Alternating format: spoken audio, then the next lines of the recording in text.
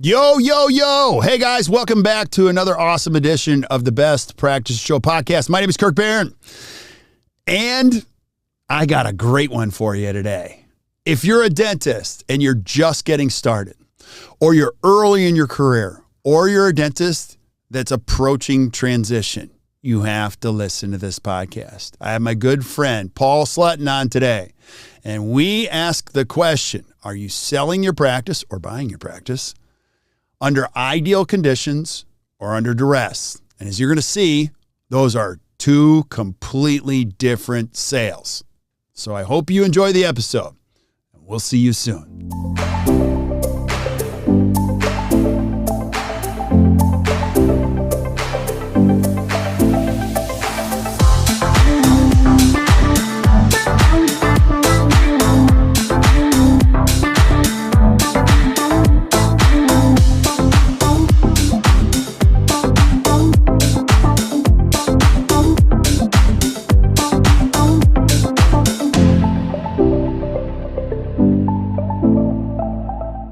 Hey guys, welcome back to the Best Practice Show podcast. I love this. I'll tell you why, because I love this great profession. I love to surround myself with great people that give us great insight. And one of my good friends today in dentistry is going to help us with one of the most important things you're ever going to do in dentistry is eventually sell your practice. And we want to make sure that you get the right information and the right thinking, because there's two ways this can go. You can sell under ideal conditions or you can sell under duress. And we're going to be talking about how those two sales are completely different with my friend Paul Sletten. So Paul, thanks for being on, buddy. I appreciate you. Glad to be with you. Yeah. Now, again, I want to do this only because you've been on here many times and you're going to continue to be on here because you're our voice of reason when it comes to transition and other things. But I want people to know who you are. So give us a little bio before we go down this path. Who's Paul Sletten? Glad to.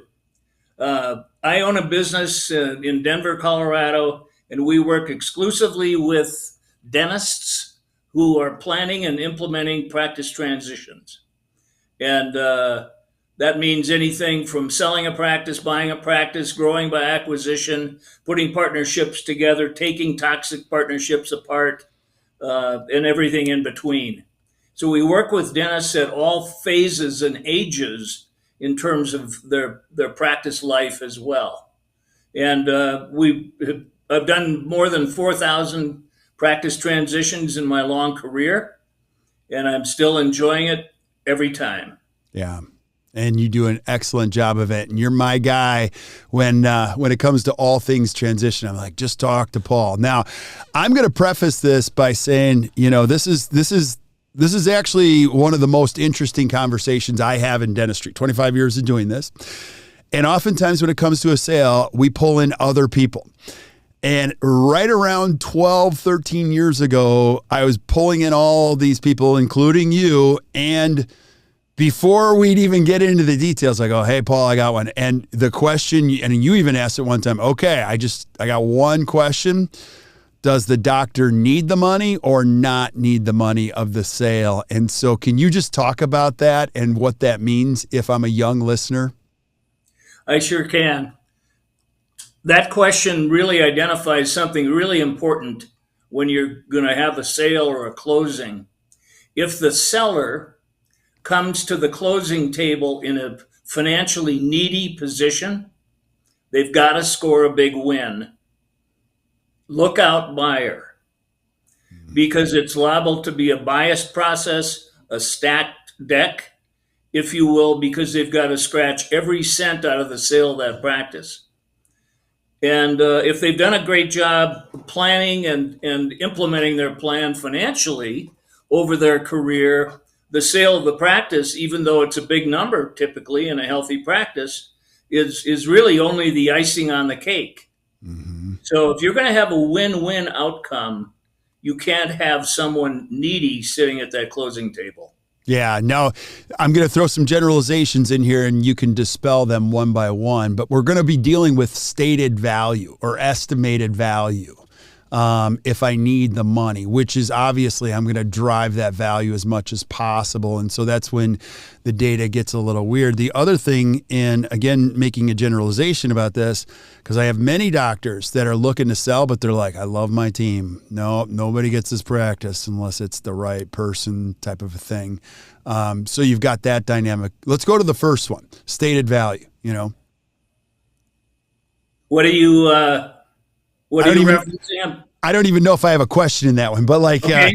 the value, it gets a little weird sometimes. What, the estimated value of the practice, it's not always Yes. like a true value of the practice. Is that correct?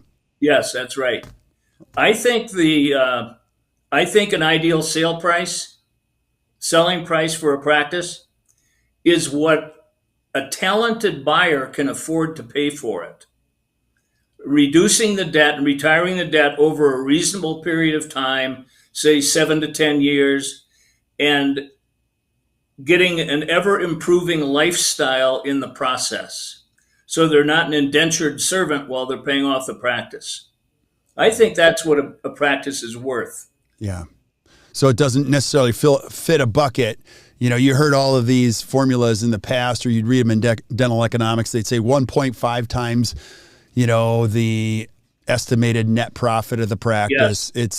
I mean, that's typically true, but now it's really what a fair fee that somebody could, have a great career with. Is that what you're saying? Yes, exactly right. 1.5 times the net is still Yes. in play. It is. As a measuring stick, for sure. Okay, so I'm getting older and I can tell these stories now without any resistance. But I told a dentist one time, I'm like, listen, you're going through all this process and you're going to pay big money. And he's like, well, I need somebody to, I'm like, it's going to end up in the ballpark of 1.5 times the net. So I got a text from him. Yeah, I just paid like 20 grand for somebody to send me a 72-page report. Guess where it ended up? I'm like, where? He goes, it's exactly 1.5 times the net. I'm like, you could have saved a few dollars. Now you still need an expert helping you navigate this. But Paul, here's one of the questions I have. Let's say I'm a buyer. Can I ask the dentist, do you need the money or do you not need the money? Is that out of bounds asking that question if I'm a buyer? I don't think so. I don't think I can ask that question early in the process. Okay. But as you're going through the process, certainly. That's a question we ask everyone that we're helping sell a practice. What kind of condition are you in for your retirement, and what sort of a contribution does the sale of your practice need to make? And we get right on that topic up front. And sometimes in those situations, sometimes, not always, the seller is going to come to us and literally tell us up front, here's what I need out of the sale of my practice. And we very nicely let them know that this isn't the way it works. Yeah. Your practice is going to be worth what it's worth. Yeah. Based on a whole bunch of criteria, and we're going to do a formal practice valuation. Yeah. Maybe take us back behind the curtains. What does one side of it look like, and what is the other side of the curtain? So, you get to do this a lot. What do ideal conditions look like, and what does duress really look like? Okay. Ideal conditions would be where you have a healthy owner and a practice trending well. It's not, maybe it's a little bit flat, but it's not in decline. So it's a healthy practice. You've got a good team in place. You have a good reputation. You have good net profit. You have a good patient numbers. Or in the case of a specialty practice, you've got good referral base and that kind of thing. So it's all systems go. It's something that someone is going to be able to step into and write it into their own successful career because it's just really doing well. That's what we call ideal conditions. Those are IQ, and then duress. Define duress. Duress is when the owner of the practice is ill, or is injured, or has died. And the practice has been impacted in a huge way by those conditions. And so here you have a real high, strong sense of urgency to get it sold as fast as you possibly can. You still want to sell it to the right person and all of that, but everybody needs to have a plan for selling under ideal conditions and a plan for what do you do if something bad happens, God forbid. Yeah, it's pretty amazing. And the whole idea of having a good plan. Now, if you're a dentist and you're just getting started, I want you to think about this. There's a chance that you're going to have $20+ million come in and out of your hands just owning a business. You're going to be doing this for 30 years. If you have a good practice, you might collect, $30 million might come in and out of your hands. Your challenge is to put some systems in place that you're sequestering a percentage of that. Think about how easy that would be further down the line. You also need the help of experts like Paul or others where you're checking every box. Having a good, disability plan in place is key. This didn't happen many times, but unfortunately we lost a dentist in Canada in a terrible accident, and I thought he was brilliant, and he had no life insurance, and he was 43 years old, and I thought to myself, that's a missed, that's not our expertise, but that is a huge miss. And so if you're listening, make sure you got somebody checking all the boxes so that when you do get to the finish line or the finish line approaches you, it falls on one side or the other. What are some other things we need to know about these two types of sales, Paul? If you're in we've had so many situations that we've had to deal with and help with over my career where suddenly someone becomes ill or is in an accident or dies in a plane crash or takes their own life and everything imaginable in between. And that kind of a practice needs to be, as I said, sold quickly. But what happens under duress is that people need to move swiftly in that, and they typically don't. Imagine someone dying, and then the family is grieving, the spouse is grieving, and there's no action taken on the practice because they don't know what to do. They don't know whether to retain the team. They don't know whether to close the practice. They don't know, and typically months can go by where they're not getting any activity and taking any action on it, and the practice is losing value. So you need to have a plan in place where you have a contact. You can call us. You can call your attorney. You can call your CPA and get some action going and designate one of the family members as the go-to person for the third parties who are going to be involved in this so we can have direct access. And typically that is not the spouse. Yeah. But it needs to be a family member or somebody on the team who's a key player who can get you the information you're requesting regarding the practice and all of that. And then you've got to coach them on how to hold the team together. You've got to hold the patient base in place if it's a general practice. You've got to keep the practice open, which means keep the team in place. Yeah. And you've got to communicate to the patients. Sometimes it's a news story that everybody becomes aware of what happened, and most times it's not.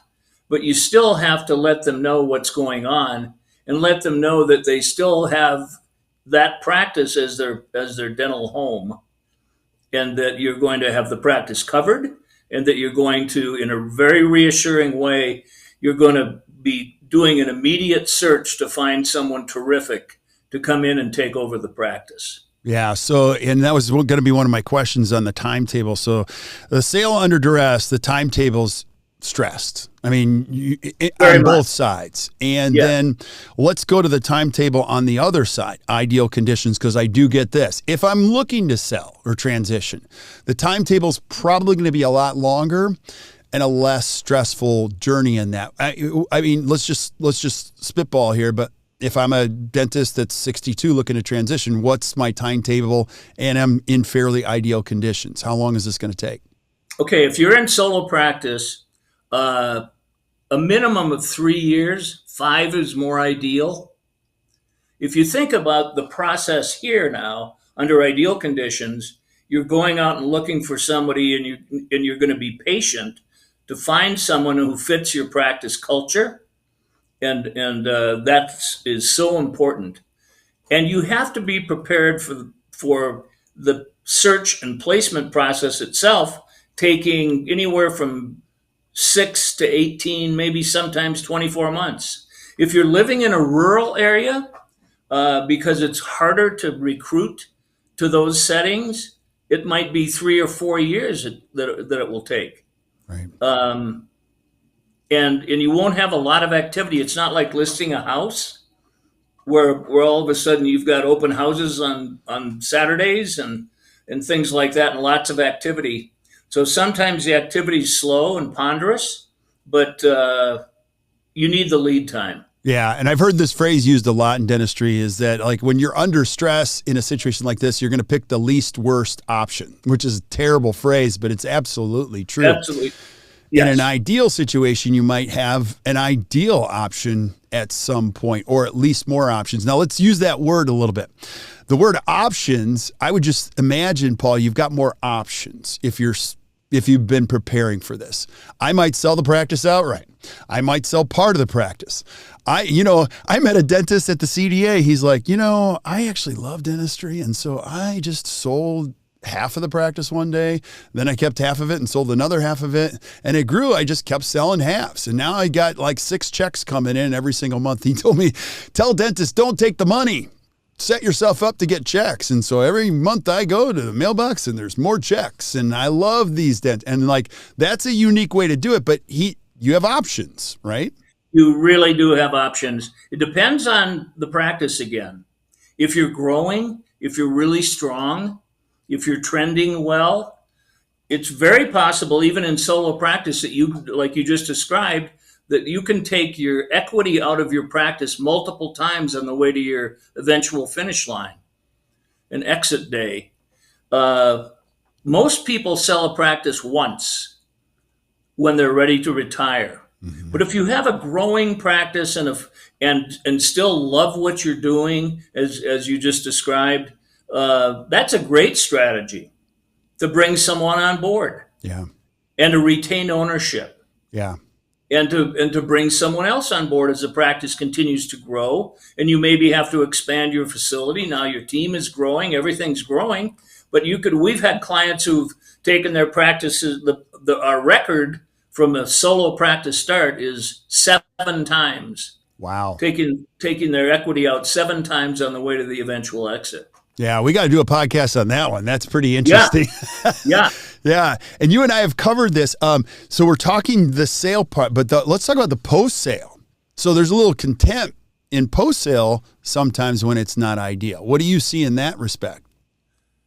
When it's not ideal, one of the things that can happen post-sale, if the owner is going to stay in the practice for a while, the practice has to be large enough and strong enough and active enough so that the new owner can become productive right away and be able to take over the paying of the overhead expenses and making the note payment for the purchase and so on, and having a good income after all that.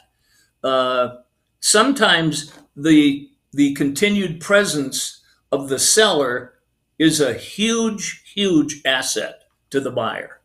In effect, they help the buyer pay off the practice note. Right. Sometimes, however, it can work the other way. Sometimes the continued presence of the seller can get in the way of patients readily transferring to the buyer, to the new owner. And that really becomes an issue. Yeah. Because it really slows the growth of the new owner. Right. And it becomes very frustrating. And that's going to end up in a conflicted relationship, guaranteed. Yeah. Now, I don't mean to make this more complex than it should be, but I do get these situations, not often, but every once in a while. Paul, I'm a partnership. One partner did really well saving, the other did not. Tell us about that. What do we know about those situations? Now, the two of us are looking to sell, and one is ideal, one's not. When you're in a partnership, you have something called an operating agreement, and the operating agreement really describes in detail the rules of engagement for the partnership.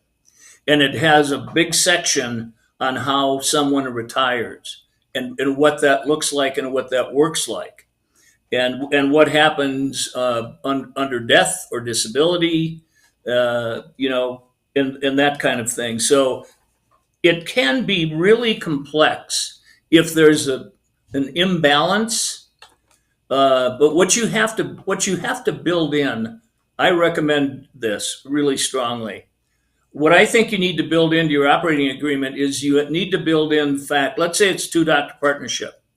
I think the surviving or the remaining partner should have a contractual obligation to buy out the retiring partner, not a first right of refusal. If it's a first right of refusal, they can opt out and say, no, I'm not going to do that. Yeah. Or they can say, I don't think I'm going to do that, but I get a big discount, and that's a bit baked into the operating agreement as well, because I'm in-house and I'm your partner, and it leaves the seller hanging. Yeah. I think it's in the best interest of the seller to be bought out in that way, but it's also way better for the buyer because they get to continue to control their own destiny. If you do a first right of refusal and the seller has to go find their own buyer, all of a sudden you could have a situation where the remaining partner is suddenly partners with a person that they don't really know. And that's really not a good strategy. Yeah, that was good. That's where I was going to go next is like, hey, listen, I want to sell. I've been saving. My partner doesn't want to sell. What are my options, in that respect? So I don't know.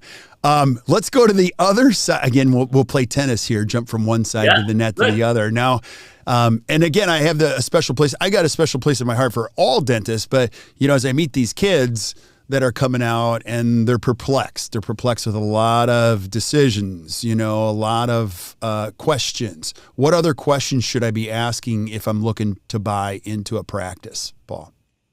I would start with which we do. I would start with an interview with a buyer and say, before we tell them anything about a practice that they might want to look at, we start with, what are you looking for ideally? How would you like to be practicing? If you were in a situation that just suited you beautifully, what would that look like in 5 years? And that's the kind of practice that they need to be looking for. Right. How do you want to practice? What do you want your areas of emphasis to be clinically? How large do you want it to be? How do you want to grow it? Do you want a multi-doctor configuration? Do you want a solo practice? What do you want? And begin from there. I love it when a young doctor comes to us and has already looked at a dozen practice opportunities because they've seen everything. Not everything, but they've seen an awful lot of different situations and circumstances. And how would you rate them? Which one is on top right now? Yeah. And they also come informed because when they look at your practice, they're going to have some background as opposed to your practice being the first one they've ever looked at. Yeah. They have no points of reference. And so we love it when they come after having been digging around out there in the clay looking for something that would suit them. Yeah, I would totally agree. They've got a lot more information. They probably have some fatigue around this process and a lot of clarity and a little bit self-awareness that adds to that. And I was going to play the game, would you rather? Paul, I'm a young dentist. Would you rather buy a smoking deal or a healthy situation? I know that's kind of a generalization, but take us through that. Would you? Yeah.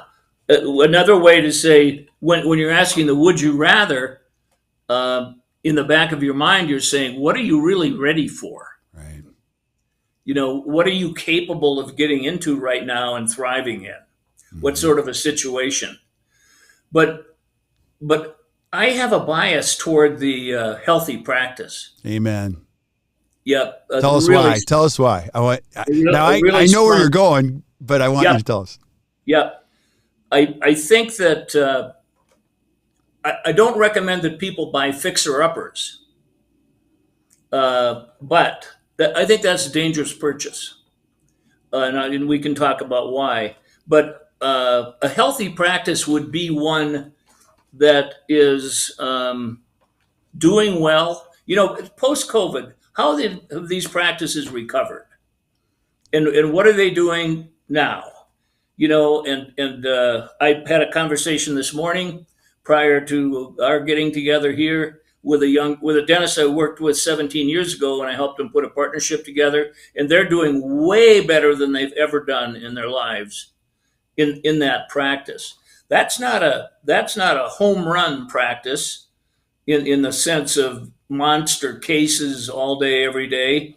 But they do a lot of bread and butter dentistry. They do some wonderful cases. They're fine clinicians, and it's just a sweet practice. And now they're ready to go look for somebody else, Yeah. and that's going to be fun.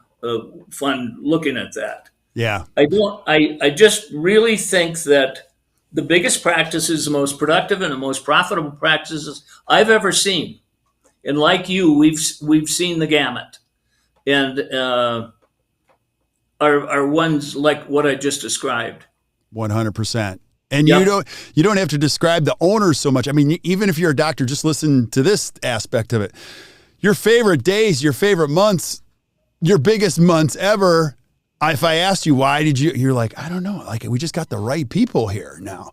And so the same situation applies when it comes to ownership, is finding a healthy situation. Pete Dawson said it years ago. I'll repeat it forever. The money's the byproduct. Like, when you get all the conditions right, the money's the Agreed. byproduct. And where I was going with that question, Paul, because we do get this, given all things being equal, which they never are, it's always better to find a good practice. It's a good investment in the right spot, but you're playing with some variables here. You're playing with an owner that might be compromised. It's not exactly the town I want to live in. It's kind of a half hour away.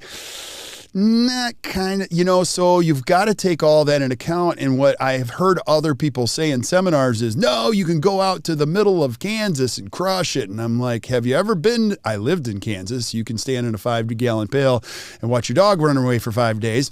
And I love the middle of Kansas, but I don't know that I would want to practice there. So to tell anyone to do that is just not, I don't know. I mean, so you want to sit down and really think about what your question is. What do you really want? Because a big part of you having success long term is you like who you are when you go to work, right? Absolutely right. I have done practice transitions in all 50 states. So I've done a ton of traveling like you do, Kirk. And I've seen lots of other really attractive places that Ruth and I could have easily lived in. But every time I fly home to Colorado, I'm happy.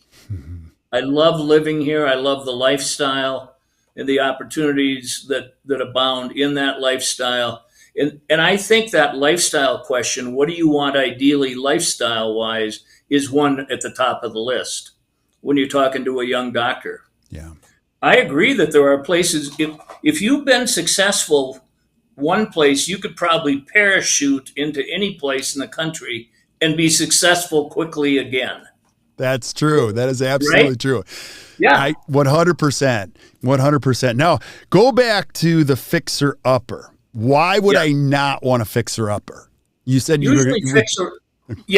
Usually fixer-uppers are practices in decline. And they might have been in decline for a long time. And so practices where the dentist has fallen asleep, they're still practicing, but it's not alive. It's not healthy. So the practice is in decline. It's very likely that practice, that the new owner is going to have a fee schedule that's really substandard. It's very likely that the systems and protocols in that practice are old and tired. And accounts receivable management is a theory, not something they practice. And if you're going to have to come in and put on the black hat and raise the fees, and you're going to have to come again and put on the black hat and start collecting what is produced, you're going to tick off a lot of people. Yeah. And if you're going to come into that practice and encounter people who've been in hygiene, the part of the practice for 25 years, and they have serious perio issues that have never been discussed, you're not going to do well with that either. That's another black hat. Right. So there are just too many downside kind of risks. You might pay triple for a healthy practice what you would pay for the fixer upper, but buying the fixer upper is way more dangerous. 100%. And you said the word accounts receivable theory. I completely agree. And it's actually not that. It's conspiracy theory, because they have their own thoughts about what's really going on, and none of them are true, so it's Right. very, very interesting. So I love this. And I think the point is that, whether you're selling or whether you're buying, you want to make sure you're going down a path in which it's going to be ideal. Now, it isn't always, but at least you can start to ask some questions.